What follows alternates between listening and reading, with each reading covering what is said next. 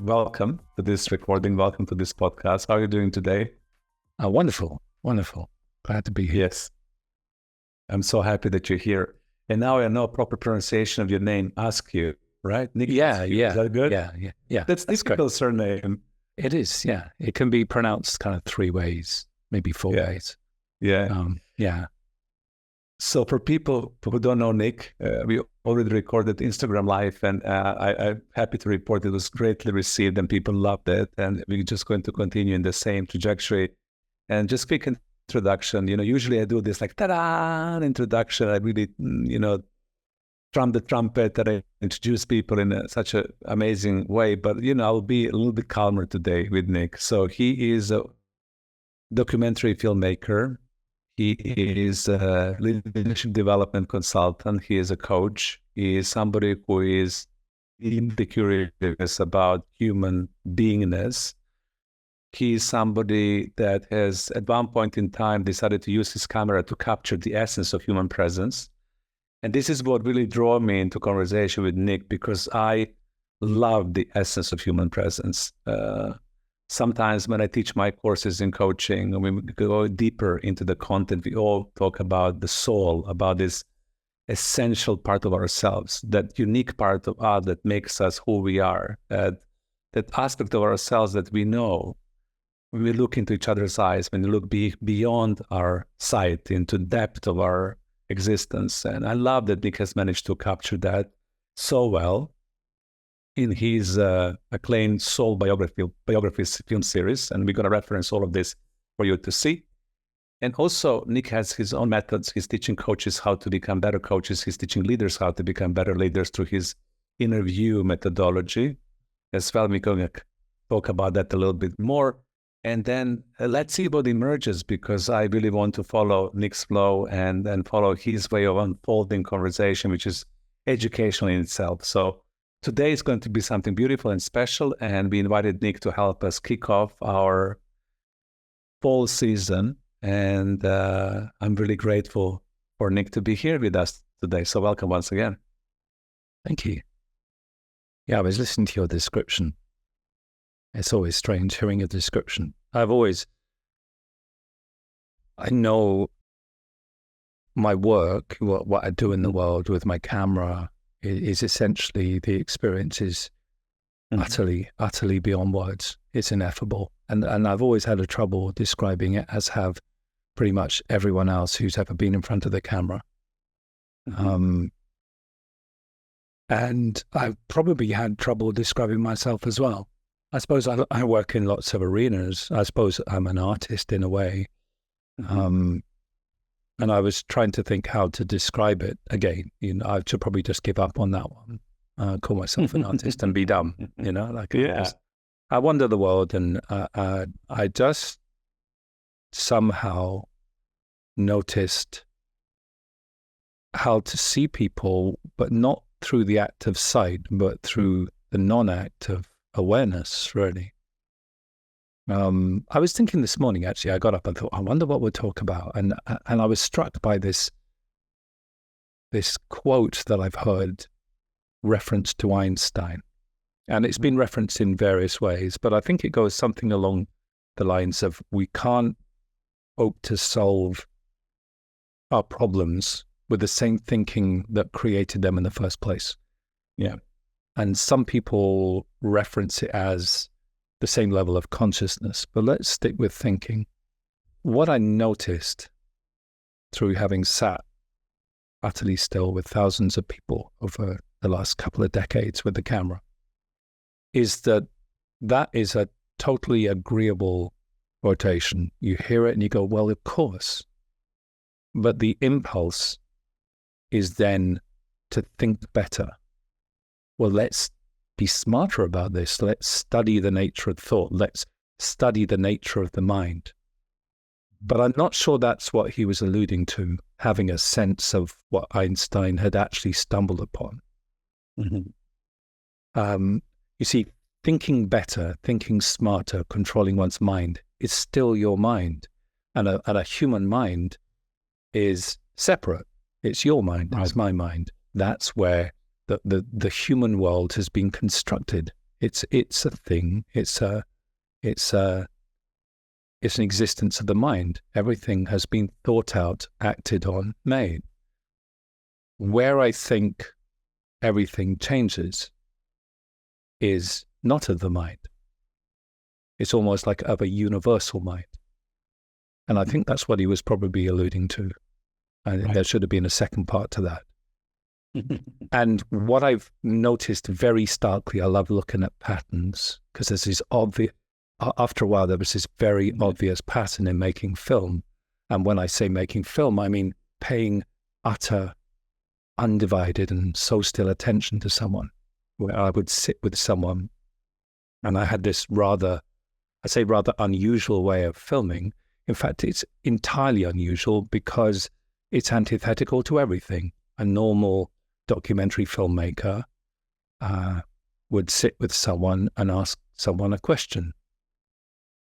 Or they have a whole list of questions, because what you want to get is you want to get something out of someone, something good, something that will contribute to the film, to the world, to something.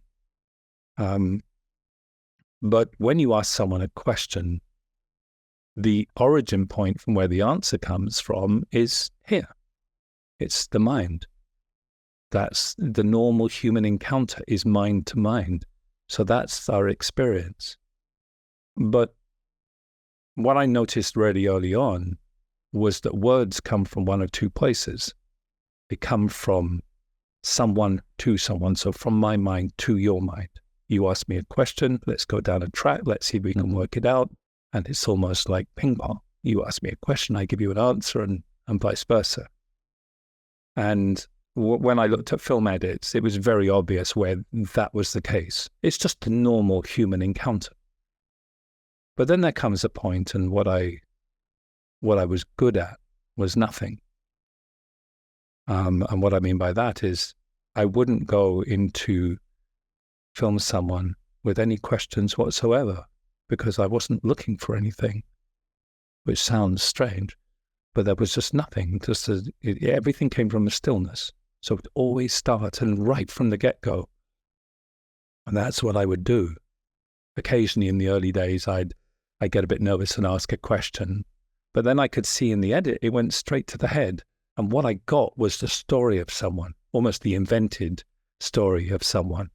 And that wasn't what I was looking for. I was looking for this deep interior sense of someone, and that wasn't contained in the words that were spoken at me. So from a stillness, words come from somewhere entirely different. They emerge almost. So how it can look when one is filming is, and I usually film in an atmosphere where there's a whole lot of people watching. It can be 10 people in a room if I'm teaching something, or it could be 1,000 people in an auditorium, but the image from the camera is projected onto large screens, so you can't not see what's going on. And I film in black and white, hence me being in black and white today. High contrast, stark black and white, usually against a black background. It's quite dramatic, but what it leaves no question of is who someone is and what's there. So someone will wander up to the camera and usually expecting a question or a warm-up or something. And it's just nothing. I just learned. I didn't learn, actually. I don't know how it happened in the first place. I just kind of sat there. There were no questions. And then out of that stillness came something. In fact, one of the first guys that really noticed what happened was a guy called Tim Galway, who's well known in coaching circles, and he's one of my he's one of my dearest friends, and we speak for huge amounts of time. Last telephone call was over 7 hours. Oh, wow. Can you imagine? A long conversation. Oh yeah. So anyway, so the first time I meet him, he was working at Rolls-Royce in England, and I was introduced to him by someone called Sir John Whitmore, who was a well-known coach, and he'd been one of my subjects in the early days. And he said, "Oh, you've got to have Tim in front of your camera. I'll make a call." So I turn up there. I don't know whether he'd been told who I was, but he thought I was a journalist. So he just kind of sat down and he was waiting for these questions. And then he was waiting. And then he realized, oh, I see. Like you're not a journalist. And then we just kind of sat there. And then immediately what came was a revealing of him. There was a point at which what came from him wasn't of his mind. He wasn't trying to say something useful to the world, teach someone about his inner game or anything like that. He'd let go of all of that. And the origin point of his words changed to the place I believe Einstein might have been alluding to.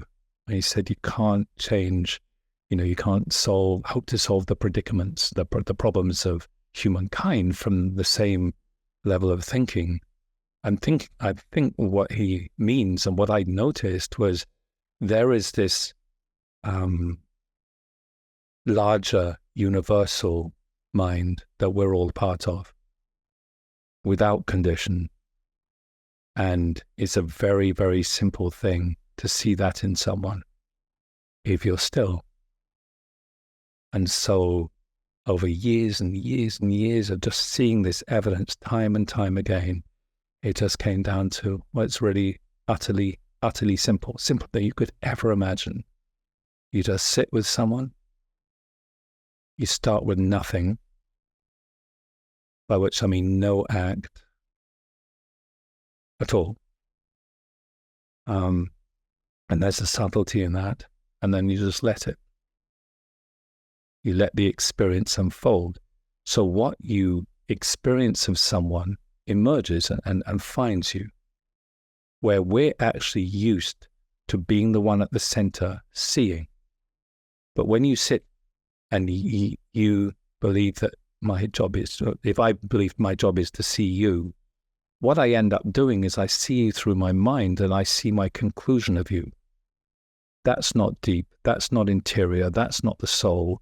We've missed something really important. But if I were to let the experience of you find me, just kind of emerge, almost like the experience of music that needs nothing done with it. There's a liberation to that. That's I imagine is what is right at the heart of coaching when it's done well. Like I remembered years ago, I did the opening keynote for a big International Coaching Federation event in Washington, D.C. And I remember not quite knowing what I was going to say, but my first sentence was, I thought I was going to be booed off stage. I said something along the lines of, I don't quite know why coaching exists, because I don't know whether you're saints or the entire opposite. Because it seems like what you're doing at the heart of it is just what we should do with each other anyway. Pay this undivided attention without interference. But it just seems that the world doesn't really have that embedded in the way we are. We just enculturated to, always be pushing, always be that. There's no space. There's no stillness. And it would seem that at the heart of coaching is that. And like an innate understanding that if you're still with someone and you set everything down, that person will recognize the fact that they are okay. They are connected to it all without condition. And I think that's really important to notice. And there are moments of that. And then there are moments when one gets in the way. And that's really subtle. When I show people this, as you alluded to, this interview method, and the irony is, the method is there is no method because it's nothing. But nothing is subtle. Nothing conscious. It's kind of obvious that nothing might include not speaking much. But it's not subtle that the goings on of the machinations of your mind is something and gets in the way. And I've noticed this time and time again, if I'm trying to direct with my mind, without even saying it out loud, that has a profound impact on the person. There is no freedom. And I see this time and time again where when I'm showing people, I get someone in my chair behind or by the side of the camera, and someone is witnessing this emotion coming out, and they're reacting to it. Part of it's not reacting, the art of not reacting to this, because it's not your job. The witness is not you. The witness is the field, is the conscious field, is presence. That's what it is. You just get in the way. So when someone then becomes compassionate with that person because of the reaction to what's happening, that closes it down. I've seen it many times, and people say it. It's like, I didn't ask for compassion. That's lovely that you noticed and stuff, but I didn't ask for it, and it shrunk me. So this nothing is subtle, yet it's very, very simple. Anyway, so I suppose that's a very, very long, winded way of saying there are two origin points.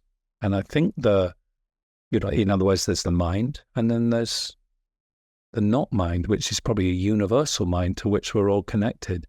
And what I see in the world, with my place with my camera, where I tend to get called in to make films of people and endeavors and movements that have been caused to act from this other place, this universal mind, on behalf of all, really, not on behalf of, an individual organization seeking to, to dominate a market or anything like that. But this other kind of work, there is a lot of work that is caused to act from this other origin point, from this sense of universal mind almost. And I imagine that exists in coaching, and all the various shades of coaching, how coaching turns up in people and in groups of people. Right. Yeah. When we recorded the Instagram lives, there were a lot of questions, in the chat. And one of the questions that people ask again and again and again that I would love to open up so we can just deepen our conversation is, how did you manage to achieve that level of stillness and silence inside of yourself when you can be that pure witness? How did you manage to overcome in your own life the chatter of your mind, the thoughts, the ego that needs to say something or set the stage? What was your journey in arriving to that point when you can hold that space? I'll jump to the conclusion. No, not to the conclusion, to an answer to the holding space. Space doesn't need to be held, by the way. Mm-hmm. And this is really, it's kind of incendiary, Mm-hmm. but it's true. So I'm sitting, I will answer your question, by the way, because it is fascinating, and I think it'll be useful, and probably to me. But I was sitting in somewhere in the world, I can't remember exactly where, and there's a bunch of people, and I'm attempting to show them this, and the way to teach it is not to teach it because it's innate. You just you go with nothing, because the best way to learn something is to notice what's happening yourself. And someone is in front of the camera, and we've had a few days of this, and their image is projected onto a big screen, and everyone's kind of watching intently, because it's haunting in a way. When you see presence in someone and it's so still, and this girl goes, "Got it, I've just got to be." And I remember going, "Oh, no, you don't got to be. being's just another verb. You don't need to do that. And then there was this massive relief. And then she said, oh, so you're just really good at holding space. I went, oh, no, space doesn't need to be held. Not by you, certainly not by me. In fact, space is what we're sitting in, and space is what we're part of, without condition, always were. You don't even need to hold it. And then there's just this other level. And what I think I was trying to point to is the fact that there is nothing that's required. And you can experiment with it. You just said, and there's nothing required. In fact, for a couple of years, I used to say this rather bizarre thing, and I didn't even think about it, but it was always caught on camera. I wasn't mic'd up, but I could hear it. And no one thought to ask me for a couple of years, actually, what on earth what did I mean?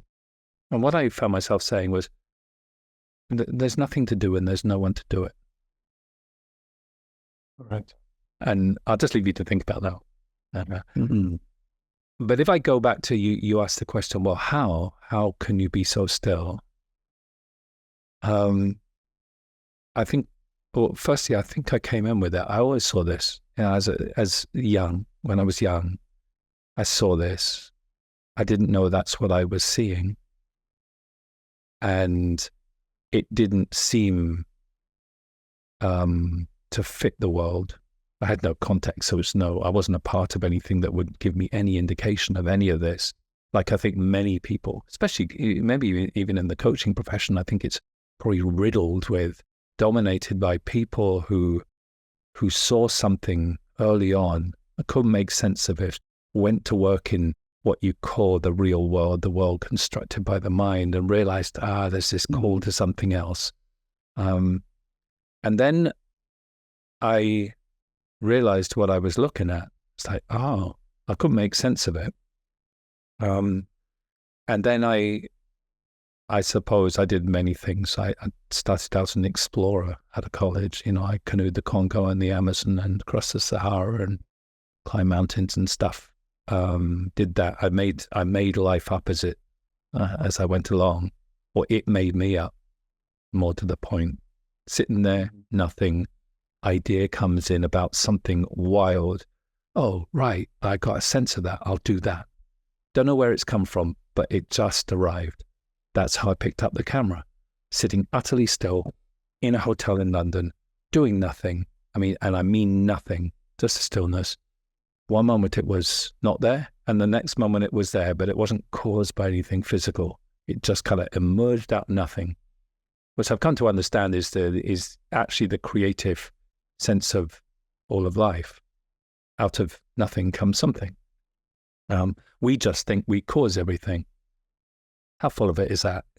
It's like, we think we have a life and we live it, and we push it, and we live it as best we can, and we're always looking for advice and stuff, and we're always trying to reach higher end stuff. When all along I have an idea that was life was trying to live itself through us. That's an observation. So then I pick a camera up, and so now I've got 20 years of sitting very still with people and noticing things. And I've noticed the nature of stillness. And really what it is it's subtraction. It's the subtraction of everything, really. Not the addition, which I think is probably where, when you're a coach or you're something in that realm, with our enculturated habits of thinking we're the ones doing life, then acquisition is quite a thing. Like, well, I got to learn more because then I'll become better and whatever. But it's actually it's the opposite, because you're not the one doing it. So it's your absence which allows life to do itself, to do you almost. And so what I noticed was all sorts of things. I would notice in film edits, when I started to, get involved, someone would just shrink away. I would notice Even my unconscious, unspoken reaction to something would mean someone closed down. In other words, their personality came back up, and I didn't want to see that. So I noticed all the nuance of this, and I noticed that stillness was a very, very simple thing. And it doesn't have to last forever, but in a moment, it's particularly simple. So I found when someone walked up to the camera, all I would really say is, people would usually close their eyes because I love catching that image, and the light would be flooding through a window, just lighting one side of their face. So I am kind of an artist, I guess, in that respect. I love to get the image looking just like I know it could. And I'd usually just say to someone, well, you know what? If you just sit here and you don't speak, let alone even open your eyes, and we just sit here till the end of time, I think that will be enough. Actually, because I know that will be enough. Because I don't even know what I'm looking for, because I'm not actually looking for anything. I just understood the nature of things, that actually it was looking for me. So I think Rumi was rumored to have said that one, what you seek is seeking you. What if that was the case? Maybe we could set down our compulsion to always be learning something, because learning something fills the mind. Back to Einstein's piece. Maybe everything is the other way around. Maybe really life is seeking to live itself through us. Maybe we could construct a world which includes everyone if we didn't construct it of the mind.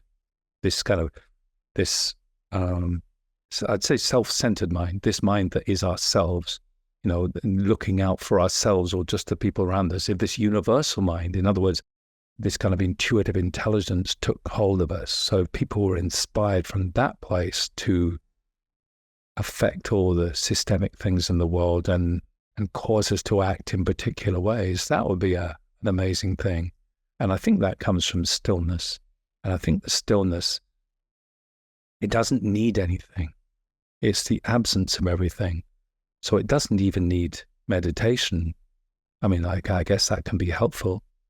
Anything can be helpful, but it doesn't need anything. And I do believe that people experience this all the time. Every day there's a moment, at least a moment.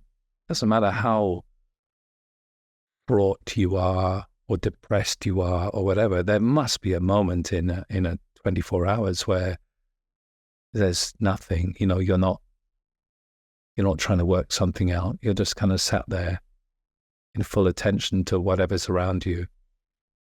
So it's not a complex thing. So how did I come by it?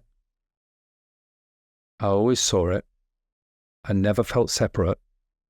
Well, that's weird. But I didn't know that's what it was. And then suddenly I caught sight of the fact that people thought they were separate, and I realized why people hurt. I didn't know what to do with that one, but maybe a year later I picked up the camera and it kind of became kind of clear. But what I knew to be true is that there is no one that's not included in this. There is no separation. Connection simply exists. It's just we didn't notice it. Just there's something in the way. And the only way one can notice it seems to be in a moment of stillness. Then everything that was in the way just kind of goes, and you go, oh. And so my films, I hope, at least they stand a chance of someone paying attention to this character on film, or if we're doing it in a room, on the screen in the room, and you suddenly realize you're looking into a reflection. You realize that we belong to each other, that there is one thing, but you've had an experience. And I think it's haunting, and it can reverberate through your days from then on, because you saw something that you can't unsee. In other words, you became aware that in a moment of stillness, you suddenly notice what was always there. And that's like often when someone's in front of the camera, and they're in front of the camera for different things. Sometimes I'm making a film, often I'm not. Often it's for the sheer unbridled experience of nothing, of becoming aware almost. And there'll be someone in front of a camera, and there's obviously something in the way. There's something traumatic. Something's happened. Life is traumatic. Can be, and often is. We hold so much stuff. And I think the normal human reaction to a life that doesn't seem like the one you want is to do something about it. The normal human pattern, I think, is to, let's understand it, understand where it came from, understand the nature of it, so that we can do something, so that we can change it. But who ever thought just to sit with it? Well, a number of people have over the ages, I'm sure. But generally what I would do is I just kind of sit with it. It's like, and knowing that I don't have to do anything about it. It's not my job to do anything about it. Just not even react to it. And then maybe it takes a bit of practice, and I do practice a lot because of the nature of what I do. But it's a very simple thing. And I know it's a very simple thing because I will get people to sit where I'm doing, where I sit, and then they do it. And the same thing happens. There's this kind of liberation, and whatever was in the way seems to fall away. And the question is, well, what were we doing? And the answer is nothing. Right. That's kind of like, really? That kind of puts, as they say, the cat amongst the pigeons. I thought we were always working towards something. I thought we were always trying to reach higher, or, to gain a greater understanding. And there's a place for that. But with respect to human connectedness and almost like interior capacity, what if we were just traveling the wrong direction? What if all our endeavors to transform took us further away from realizing what we were? So directionally, it was the opposite. And so, back to the question of how does one be still? Well, you do nothing. And I suppose there's a part where you become aware of what you're doing, and that can be subtle. There are obvious things. Talk a lot, like me now. But I suppose I'm the object of a podcast, so I have to say something. But I don't. We could just kind of sit here and not. My record's an hour and 47 minutes with someone in front of the camera and not a single word said. Can you imagine? Beamed up, about 100 people in the room. Terrifying. And then not. So I don't usually, when I'm behind the camera, I don't usually say much, if anything.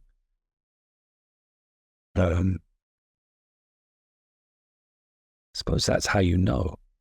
So, how does one be still? Well, give it a go and just sit there, and then it, the first part is probably quite difficult. I find it really easy with people. I remember this guy comes along once, and his observation was, he sat in nature a lot. He just said it's so peaceful. And the observation was, well, because nature doesn't want anything of you. Doesn't need anything of you. And he said, but sitting with people in this way, like what I call inner view, he said it's the same, but it's with people.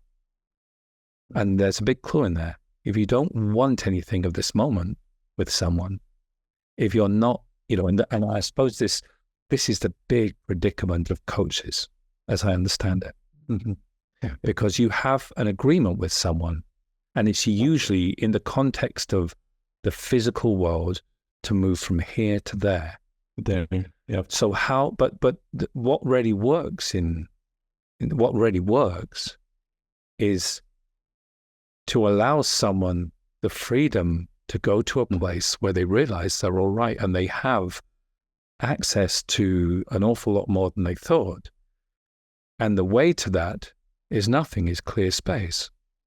But if you have any kind of intention, any kind of desire of that time, like you're kind of just saying, right, I really want you to get better or to become this, or even to be your true self, or whatever, however you phrase it, that's almost a moment of,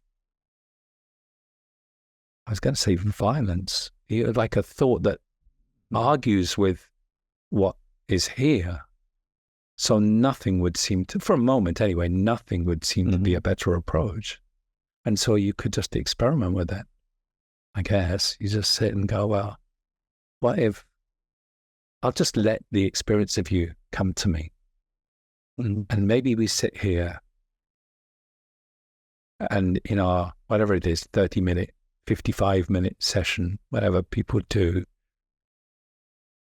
what if, just 10 words were said in the entire time? Would that be okay? That if we just hand over the control of it almost to something else, if we realize that the origin point of important things is not us.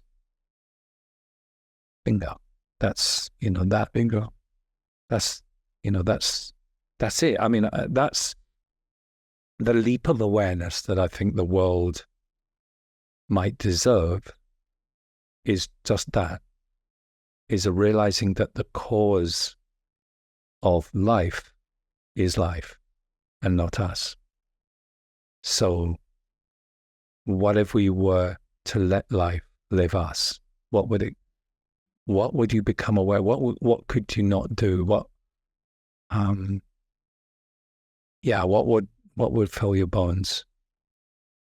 But clear space, a stillness is kind of like the only place one becomes aware of that, because if it's not that, you've got your mind going, and your mind just has all this desire born of what it's led itself to believe and what it sees.